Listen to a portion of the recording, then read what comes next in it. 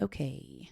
Hello, everyone. I was just talking to Patreon saying that I had to get this because I record on Zoom for Patreon, and then I also record on directly into GarageBand when I'm doing it by myself on my computer, because I know everyone was wondering about my setup. I look like I have no hair right now. My hair is all greased up. Don't worry. I'm not going to talk about my hair routine again. I think I did that last week. My hair is all greased up on top of my head, and I'm wearing headphones right now. I never wear headphones when I record by myself. But it's helpful because you can, I don't know how to explain it, but you can hear yourself basically. So I can tell if it's too loud or too quiet. I don't know why I never do that when I'm recording alone. Because when Jenna and I record, or Mark and I, or whoever, we don't, I don't plug directly into my computer. I have like an external recorder. I was going to hold it up, but only people on Patreon will be able to see it. I don't think I put the video from last week on Patreon. Anyways, hi. Hello, friends and listeners. It is Monday at 3:24. I was going to do this a little later and try and maybe prepare a little bit better for it. However, I decided that sometimes as the evening goes on, I become tired, as normal people do. And I think that sometimes then I'm like, nah, I'll just do it tomorrow morning. So I figured, let's do it now. And because I don't have a ton to talk about, I'm going to tell you a little mini crime story. Now, I know I said last week I was going to do that, and I didn't. But at this point, if you've been listening to this podcast for any length of time, you should know that I have the best of intentions always to do more and answer all the Instagram messages and give you 2 crime stories a week and start doing everything on video and all of that. And it's like real baby steps. And I don't think that I need to explain myself, but I'm going to. That's not typically how I am actually in life. And in my, I was going to say career, but I don't know if I can really say that. I guess it's a career. It's just a freelance-ish career at the moment. Yeah, I generally am very, like, if I say I'm going to get something done, I'll get it done, and I'll get it done earlier than I told you. I'm like on it. I take a lot of pride in, and that's not just being a producer or, any of the kind of stuff I do these days. That was when I was a teacher, and that's just, that's how I am. Usually, I think, and that sounds really shitty. That must make everybody who's listening like, well, do you not just give a shit about this or what? And no, I absolutely do. Like I've said, and like me and Jenna and I said from the beginning, I would love nothing more than to be doing Death by Southwest. That's it. Like, I don't do anything else except for Death by Southwest. And I can do, spend the time to really produce it and add music and add audio clips and have really interesting bonus episodes and just share so much more. But that it's not a job right now. At this point, it's a hobby, and I think we all wish we could spend more time on our hobbies than we actually can.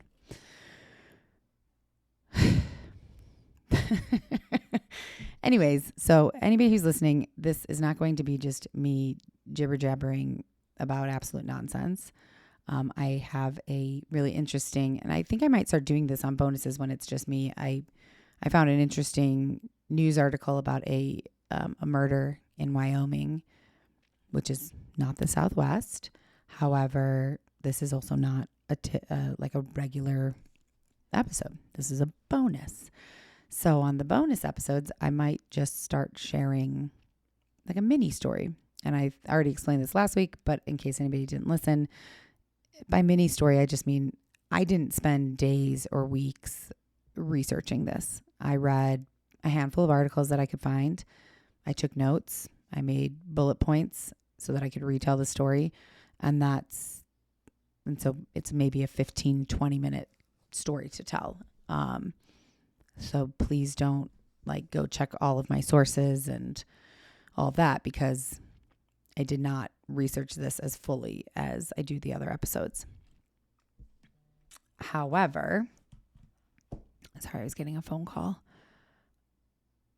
However, no, there's no however. It's just that's all I wanted to say. Bored at home?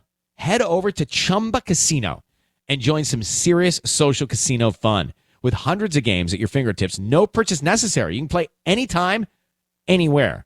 There's a special welcome bonus waiting for you when you sign up. Play for fun, play for free, and you could even redeem some great prizes. Visit ChumbaCasino.com and get ready to reel in the fun. Sponsored by Chumba Casino. No purchase necessary. VGW Group. Void where prohibited by law. 18 plus terms and conditions apply. Okay, I don't remember exactly what I was saying because I just stopped this recording and had a long pause to take care of a little work thing for Jim. But I kept the video recording going for Patreon, so they got to see me dealing with all that. So I don't remember. Oh, I think I was talking about doing the bonus episodes alone, and that it's probably not that interesting for people to hear me just blabbing on about, I don't know, things going on in my own life. You know, with Jenna, at least it's like we can laugh and joke around. It's more humorous, and or with Mark, or really just another human other than myself. So I feel like maybe doing these mini episodes when it is just me is a good way to make it less boring for people. I mean, I realize I guess I could just cut the bonus episodes out completely. I don't know how many people, I know, a handful of people listen to them. I definitely think more people don't listen to them than do listen to them. So if you have thoughts on that, let me know. I think human GPS, or I think a couple people have said like you could always have a listener on the bonus episodes. And I could. Again, the only reason I haven't is because I'm kind of fly by the seat of my pants at this point, since it's just me. Like I said, I was planning to do this later, and I was like, well, you know what? I'm going to do it now. And that's not really convenient for like a listener, but I could plan it better if I was going to have a listener. Sometimes I feel like these bonus episodes, I've just like opened up the corner of my head and let all the listeners in, and you guys are just seeing like real time what's going on in my brain. And I am sorry for that because that must not be great. So do I have anything that I want to actually talk about before I tell you this mini story? Or should I save that for after? Because all the people who hate the nonsense talk might listen to this if it's a little crime story. But if they think it's me just talking on and on, they probably won't. I got a lovely email from a lovely woman named Shannon to the website. But I'm going to save that and share it at the beginning of tomorrow's episode, because I'm going to record tomorrow's episode with Mark, and it feels less like I'm giving myself a pat on the back if I read the email to somebody else who's actually there interacting with me, because it was a very lovely email. Okay, I'll say I'm going to blabber on after I tell this crime story. So let's just jump in and do the crime story, the mini crime story first. And again, this is not the Southwest. I can't remember what I was researching that brought me to this, but I was looking up something for the podcast and came across this story, and I found it incredibly tragic and just, I don't know, it caught my interest enough to read, one quite long article about it, and then And so much so that I wanted to keep looking for more to find out more. And I did. And this is it. So let's see how this goes. I've never done a mini crime story before. So this story, I don't have to keep calling it a mini story, but our story today takes place in Casper, Wyoming, which I had no idea where that was. As I'm looking at my notes, I realize that I still don't know exactly where that is because I have where it is, like it's located on the Platte River, but I don't have a picture of a map in here, so I can't see where exactly it is in the state, but I'm looking it up and I'm going to tell you right now. So Casper, Wyoming looks like,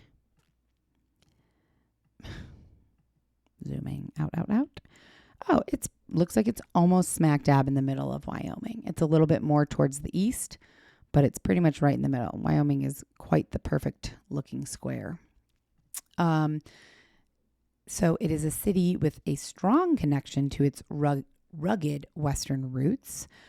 It has it's a small city feel, and still allows like the natural beauty of Wyoming to be part of the city. About 60,000 people is the population, which makes it the second largest city in Wyoming after Cheyenne. It is, there I go doing it again. In between everything I say. I'm going to slow down, guys, and try to stop doing that. Okay, elevation. About 5,000 feet above sea level, situated along the North Platte River, and that's spelled Platte, at the base of Casper Mountain. I said it correctly. I usually say mountain. Now I'm thinking too much about it, so I usually kind of not mispronounce it. I know how to pronounce the word, but I don't know. I get lazy when I say it. Something and it sounds wrong, and I just said it correctly. The city I'm sorry.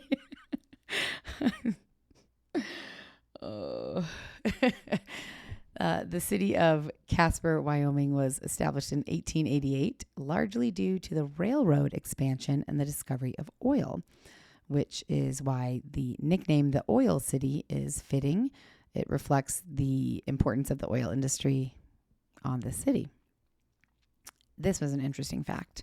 Casper is known for its strong winds, which are a defining characteristic of the region. The city frequently experiences gusty conditions due to its location at the edge of the Rocky Mountains. And according to many who have lived there, they say if you stay in Casper long enough, you'll struggle to walk upright anywhere else because the wind is so strong that you're always kind of like leaning into it. I don't know if that's true. I don't know if that's supposed to be kind of more of a joke. I couldn't tell when I found that information, but interesting nonetheless. So that is where this story takes place. And let's see. I don't have this as well mapped out, so I'm not sure where to. Oh, okay. Here we go. On July 31st, 1992, I'm not going to tell you her name yet, but a woman took a trip to Fremont Canyon Bridge outside of Casper, Wyoming. She was 37 years old, and she fell more than 100 feet to her death into the choppy waters of the North Platte River. Many believe that her death was actually 19 years in the making. So one of the main people in this mini story today is Becky Thomson Brown. She was very friendly. She loved to play practical jokes. And when our story begins, she's 18 years old. She really was a really, really good friend. People said that she never forgot a friend's birthday or a special event or special thing going on in their lives. Like, she was very, very thoughtful. And so, like I said, this story starts on September 24th, 1973. Becky is 18, and she has an 11-year-old half-sister, Amy Burridge. And the two of them are around 9 p.m. on September 24th. They are driving in Becky's Ford station wagon to the Thriftway store to pick up groceries for their family. About 30 minutes later, Amy called home and her mom answered, and she said, "Mom, we came out of the store and we noticed that the car had a flat tire. But don't worry, there are two really nice men there. They offered to give us a ride and help us get whatever we need to fix the tire." I don't know. It's 1973. I think that maybe if a parent, I'm not a parent, so I'd have to turn that over to you guys. If a parent got a call from their 18-year-old and 11-year-old saying, like, we have a flat tire and two men are going to give us a ride, I'm not sure that would be okay today. But then it was okay. But it was only okay because the girls, Becky and her half-sister Amy, had no idea that these two nice men had actually slashed their tire on purpose. And instead of taking Amy and Becky home, like they had said, I thought maybe they were taking them to get something to fix the tire, but they said, we'll just bring you guys and your groceries home. So instead of doing that, these men, whose names were Ronald Kennedy, he was 27, and Jerry Jenkins, 29, they forced the girls into their car at knife point. Apparently they were a little bit drunk. And first they took the girls to Casper Mountain, then to a place called Alcova Lake. Jerry Jenkins, was described as kind of greasy and pretty overweight. And he was driving. And Ronald Kennedy had crazy eyes. And he was the one who was trying to keep the girls in line. The girls were obviously terrified. They're being held at knife point. I think initially they obviously described this man as nice men to their mother. So I don't know if they were doing that at the request of the guys who were holding a knife to her, or if they came off as really nice just to get them into the car. And then once the girls realized, like, you guys aren't taking us home, then the guys took out a knife to keep them, I don't want to say calm, but to keep them in line, I guess. So Ronald Kennedy was trying to keep the girls in line while Jerry Jenkins was driving. He was, to keep them in line, he was holding them at knife point, and he was apparently beating them from the front passenger seat. So he was turned around, facing the girls in the back seat.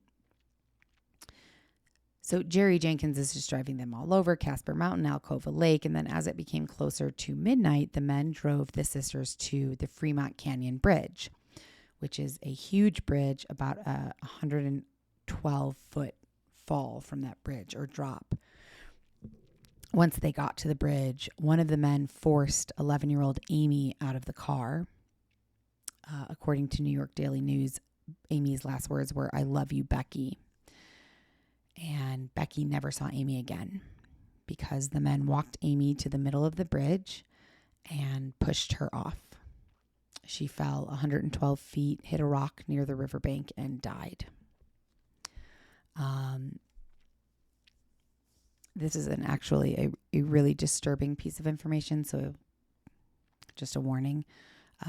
The former Natrona County Coroner James Thorpen actually said that he believed Amy crashed headfirst into the rock ledge below, and her spine was driven into her brain. So she likely only lived for a second or two after the fall. The men then took turns. They then went back to the car and took turns raping 18-year-old Becky. When they grew tired of that, they pulled her out of the car, walked her to the middle of the bridge, and told her that she was about to meet her sister. She was, even after being terrorized, knowing that her sister had been pushed over the edge of the bridge and probably died, and then being raped multiple times, she still was fighting for her life, fighting with them, trying to not allow them to push her over the railing. But they overpowered her and did push her over the railing into the water below. And she happened to break her fall by slamming into a ledge on the way down. And so her fall was broken when she slammed into this ledge, and her body kind of ricocheted off of the ledge and out into deeper water. So that actually saved her life because she miraculously survived. If she hadn't hit that ledge, which ended up breaking her hip, which her hip was fractured in 5 places. So it severely damaged her hips. But if she hadn't hit that ledge, she may have just fallen straight down and hit the rocks at the bottom, and then she would have definitely died. But because of hitting that ledge, it's like she kind of like almost, I don't want to say bounced, but almost bounced off of it into deeper water. So when she hit the water, she wasn't hitting rocks or the ground. So her hip, but she was in deep, very fast moving water. And somehow she amazingly, with fractured hips, managed to swim to shore. And when she got to shore, she remained in the water. She had really long hair, and she kind of pulled her hair over her face and head, and had found whatever branches she could. And she was kind of hiding in the rocks in the bank of the river, because she could still hear the voices of Jerry Jenkins and Ronald Kennedy, and hear them talking about, like, should we make sure that she's really dead? Should we go make sure she's, not there? I believe they didn't. And if they did, it was brief. They didn't thoroughly look for her, because she hid in those rocks until she could hear that they had left. And she eventually then was able to pull herself, because remember, her hips are fractured in 5 places. She cannot walk. So she pulls herself out of the river, up the riverbank, and towards the road that's right there nearby. She was naked from the waist down, and when she made it up towards the road, she was just slumped across the side of the road. An elderly couple was traveling to the bridge to go fishing, and they're the ones who came across a very bloody, beaten Becky. When they found her and asked her, what happened, she said, I was raped and thrown off the bridge, and my little sister was too. They picked her up, they carried her and put her in the backseat of her car.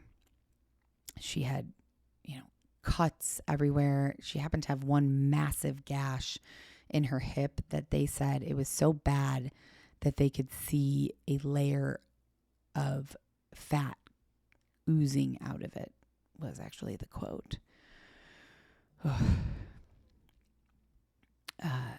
Luckily, Becky was able to describe her attackers, and when she did, the police pretty much knew who she was talking about. They were well known to local police, so police had them come in as part of a lineup, and Becky immediately picked them out of a lineup. So these were 2 men, Jenkins and Kennedy, were known. They were known throughout town as being troublemakers. They'd been in lots of trouble before. The local police were very familiar with them, so it was not difficult for the police to get them, bring them in for a lineup, and then for Becky to pick them out of that lineup. And Jenkins, once police informed him that Becky picked him out of a lineup, he caved almost immediately. He claimed that Kennedy had made him do it. Kennedy said the whole thing was a mistake. He kept begging them, please just let me out of jail. I'll help you find the real person who did this. Both men were quickly arrested and charged. And when they went to trial, after less than 5 hours of deliberation, the jury found them both guilty of assault, rape, and murder. They were both sentenced to death. However, in 1977, their death sentences were reversed, and they were both given life behind bars. But for Becky and her family, unfortunately, it felt like they were the ones who had been given a death sentence. Amy and Becky's mother, Tony, was quoted as saying, our family was shattered. Amy was our little clown and our happiness. She kept us all together. But Becky and her mom, Tony, everybody did try really hard to move on with their lives.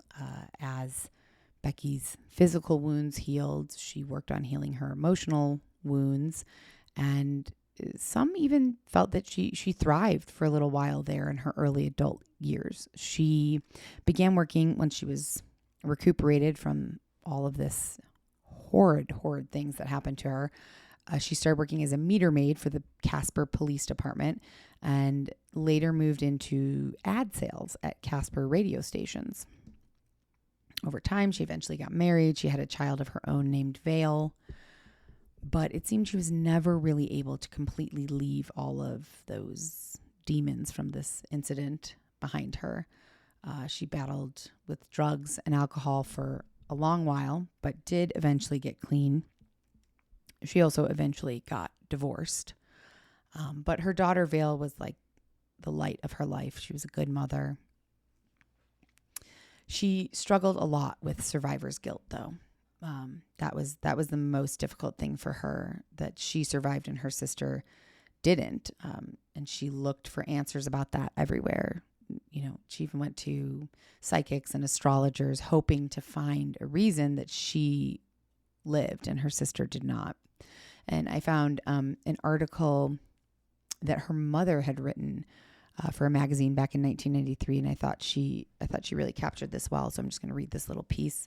Her mother wrote, "Becky's life after the crime was full of disappointment, a failed marriage, single motherhood, drug and alcohol dependency, and a series of jobs.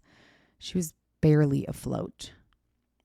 But two things weighed her down and sucked her under completely. The fear that Kennedy and Jenkins would be freed and somehow finish the job that they botched that night on Fremont Canyon Bridge, and her intense guilt that she survived while Amy died." And apparently Becky's fear that these men would get out of prison and find her and kill her was paralyzing at first. These men were constantly appealing, fighting for retrials, doing everything they could to fight against this. And every time that Becky would find out that they were up for an appeal or up for a retrial, she would collect thousands of signatures on petitions to keep these men in jail. So she was really doing whatever she could to make sure that they stayed in jail, but it still terrorized her, the thought that they might not. In 1992, it had been 2 years at this point that Kennedy and Jenkins were fighting for a retrial, and the decision was going to be made soon. And Becky was really worried that this time they might succeed and they might get a retrial. And there were a variety of reasons that she thought this, but one was that it seemed like after being in prison for the past 20 years, they were going pretty lenient on them. One of the men was actually even allowed to leave prison to attend his sister's funeral in Casper, not far from where Becky was living at the time. And she was living in a constant state of fear. So on July 31st, 1992, I lost my place.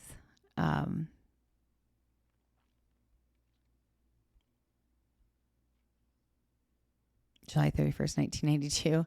It was almost exactly 2 decades after the trauma she suffered. She decided she wanted to go back to that bridge where all of this went down and took place.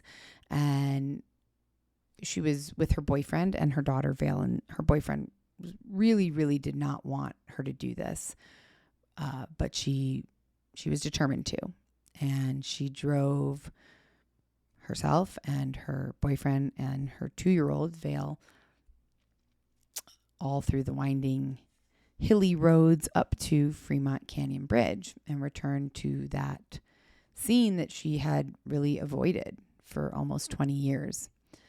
And she drove her car to the far end of the bridge, and her boyfriend and daughter walked out, and Becky was pointing out the spots where the men had raped her, where they had tossed her over the bridge, where she had kind of ricocheted off that ledge below, and and then pointed out where she had hid kind of in the riverbank for the night. They sat down towards the middle of the bridge, and she had her legs hanging over, and she was kind of resting her arms on the railing, and broke down crying, and shared with her boyfriend how she had convinced the men to please not rape Amy, and apparently they didn't. According to Rebecca's boyfriend, she said she told me that she loved me, and she ran her hands through my hair, and I told her the baby shouldn't see you cry, so I took the baby and started walking back to the car with the baby. And this is a direct quote from an article in the LA Times. Says, that's when he heard the crash of Rebecca's body hitting the water, an unbearable sound that echoed up the canyon walls and still echoes through his mind. He ran back to the bridge with her daughter in his arms, yelling, "Rebecca, Rebecca, answer me." He said, I just couldn't find her. I was screaming and crying, and the baby was screaming and crying. Rebecca couldn't answer him because she had plunged off the bridge. But had she jumped? Did she slip and fall? There was apparently no one else on the bridge, so unlikely that she was pushed. The police were there very quickly, within the hour, and they quickly ruled out any foul play. I don't know how, but they did. And they pulled Rebecca's body out of the water almost exactly where they had found Amy. And just like Amy, Rebecca had a broken neck and major head injuries, and that's why she died. Of course, the question on everyone's mind was why? Why had this happened? There was no answer. I mean, nobody had an answer for that, obviously, but some people had their own theories. Some of Becky's friends and family said that the fear that she lived in, that her abductors and the rapists, the people who raped her, Ronald and Jerry, would either escape from prison at the Wyoming State Penitentiary or be paroled or get a retrial and be released, and come back to kill her. And that really paralyzed her. She had testified against both of them and identified them, of course, in the lineup and then again in the courtroom. And apparently in that trial in the courtroom, while she was testifying against them, Ronald Kennedy looked directly at her, grinned at her, and ran his fingers across his throat, like in a, I'm going to slit your throat type motion. And what is really sad about all of this is that, remember, Ronald and Jerry had been in a fight for about 2 years, fighting for a retrial. And I had said earlier that decision was going to be made soon. And actually it was made on the day that Becky died. Their appeal was denied, but she never knew that because she died. Another thought that some people had, another theory, was that she, probably the most obvious or understandable, was that she couldn't live with the guilt. She was just plagued with guilt about her sister's death because she had survived and Amy had not.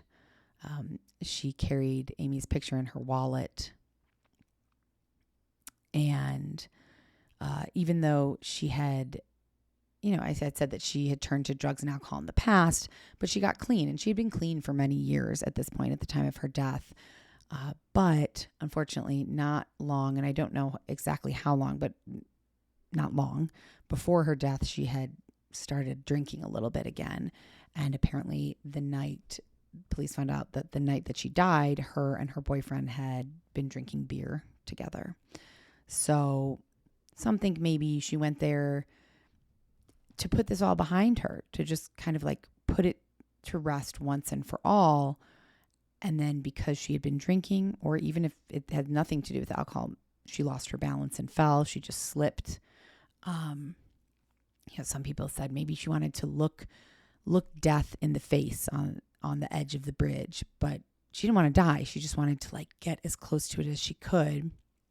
But then she slipped, or maybe she jumped. Whether she planned to jump or did it impulsively, no one knows, but her former husband did have an opinion on this, and he thought, her ex-husband, Russell Brown, thought that she perhaps did jump off impulsively. He said, quote, "She always thought that she should have died and not her sister. I just think that she was to the point she just gave up. The reason she went back to the bridge was because of her sister. She wanted to be with Amy." And Becky's mom, Tony, was quoted as saying, "What brought Becky to the bridge that night was a weakness. We always wished she'd had a harder shell, but who could survive such a trauma and go on and live as if nothing happened? Behind all the laughter and all her joking, she was lost, looking for answers to questions that would never be answered." And now, unfortunately, her family is left with questions that will also never be answered, whether her final fall to death was a tragic accident or the last decision that she made in a very tragic and difficult life. Of course, hindsight is 2020, but this is something that I read that I gave me a little bit of like goosebumps that, and maybe it speaks to the fact that she jumped rather than slipped. I don't know. You decide for yourself. But the week before her death, she bought a movie called Ode to Billy Joe, a movie about a boy who couldn't cope with memories of being molested by an older man and jumped off Mississippi's Tallahatchie Bridge.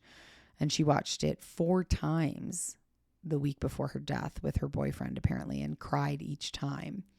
And she said to him, I had to see this. I just had to see this because it reminds me. And the boyfriend said, "Why?" And she said, "Because I like to cry." So, I don't know. David Dovala, the detective who worked on her case back in 1973, told reporters that, yes, she was raped and murdered 19 years ago, but she just died Friday. That's not the quote that I thought it was. I had seen a quote that said, she actually died 19 years ago. It just became official now. The detective had stayed close with Becky over the years. I thought this was really sweet. He even walked her down the aisle at her wedding. He was aware that she was struggling over the years, but here it is. Here's the quote. He knew that she was struggling, but he never expected this. He believed that Kennedy and Jenkins killed both girls that night. He told the Washington Post they killed 2 girls and ruined a family. And Becky's ashes were buried on top of Amy's casket at the Highland Cemetery in Casper. And more than 500 people attended the funeral. And it is almost 50 years later now. It is 50 years later. And Casper apparently is still, understandably haunted by the story of the 2 sisters and the bridge. A small stone bench was proved to be placed on an easement just off the bridge on the Alcova side. It was cut from the same red granite as Fremont Canyon and is engraved, remember, September 25th, 1973. No names, no details, which I think is an interesting choice. I don't know what they're barking at. And of the 4 people who were on that bridge that night in 1973, hold on, guys, sorry. Indiana. Of course, right at the very end. Only one of them is still alive of those 4 people. Ronald Kennedy is 67 years old now and still serving a life sentence. Jerry Jenkins died on October 29th, 1998. He was 54. In jail, he died. Amy and Becky's mother, now 80 years old, lives in Bakersfield, California. Her husband, Jack, died, and she lives alone with her dog. Becky's daughter, Vale, is married now and lives in Chicago. And Tony, Becky and Amy's mom, Vale's grandmother, remains close with Vale. And she has a stepdaughter and other grandchildren that she's also close with.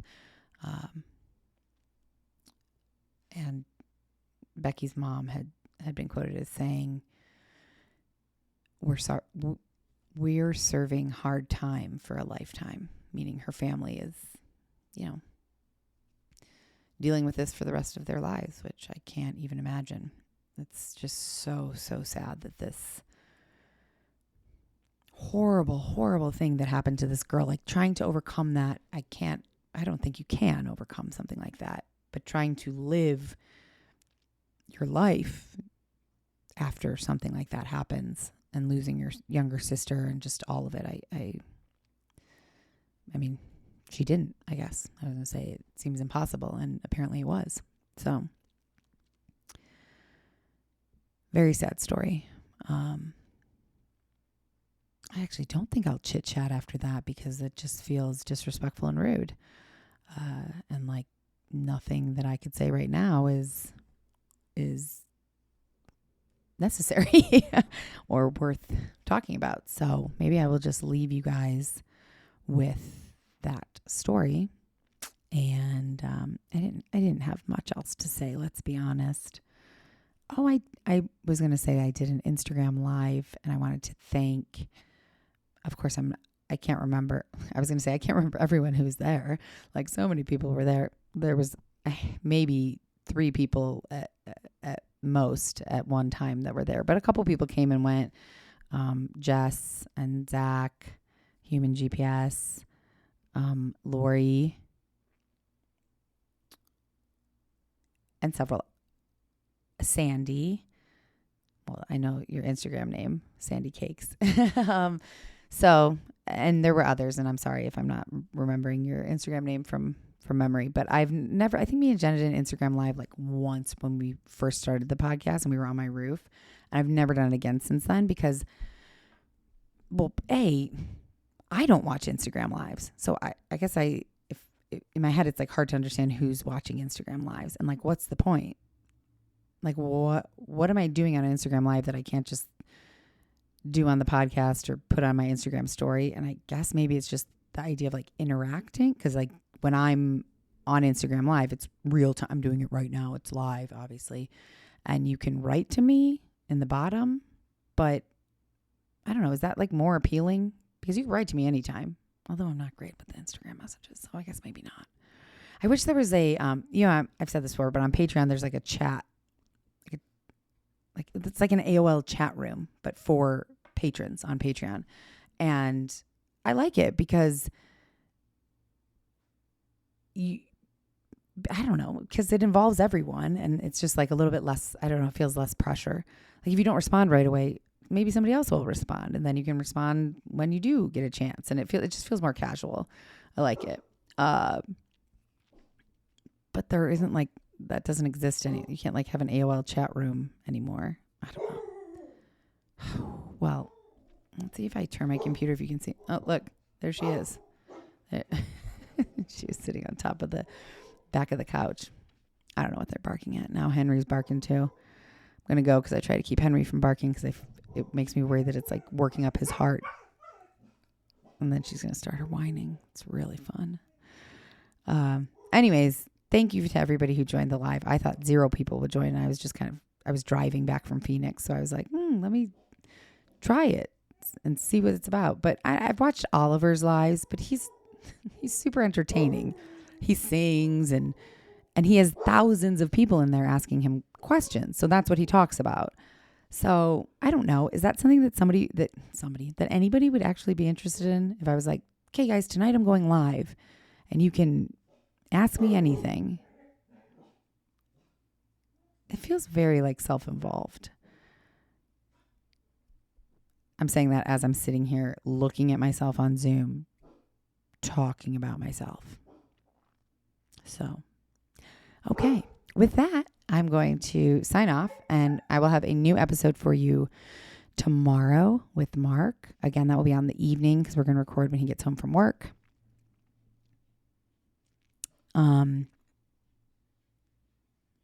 Yeah, send us an email. I love that people are writing on the Death by Southwest website. It's just deathxsouthwest.com. And I think there's a contact us form or something on there. You can send a message. Yeah, I think that's it. So thank you guys for listening. All right, now I'm really going. Bye, guys.